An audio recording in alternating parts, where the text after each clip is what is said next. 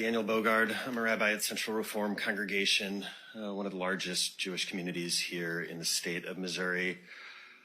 And I'm here because I have a trans kid.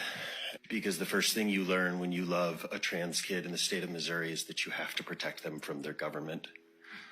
Jews have a long history of looking at gender very differently than many of our Christian neighbors do, as we heard from the bill sponsor who testified herself that this bill is inspired by her very specific Christian faith. Jews look at this differently. 2,000 years ago, we have texts about there being 6, 7, 8 different genders. We have traditions that suggest that Abraham and Sarah were intersex, that the very first human beings were created not as Adam and Eve, but as Adam and Eve, as one combined intersex being. In the 1930s, in what we've now come to call the Nazi Olympics, it turns out that a whole bunch of athletes were going off and competing in these games, in the women's games, and coming back as men. There was an uproar in the American press, but I don't know about you, I had never heard about this because we don't teach the history of queer people.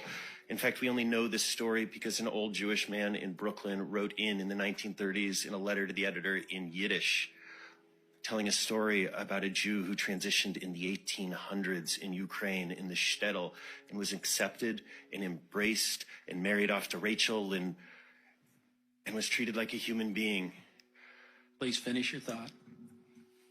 If we don't teach queer history, if we don't teach that there have always been trans people, then every time in every generation it seems new and scary, and we are setting our kids up for narrow, bigoted, tiny lives and not giving them the education that every Missouri child deserves. Thank you. Any question for this witness?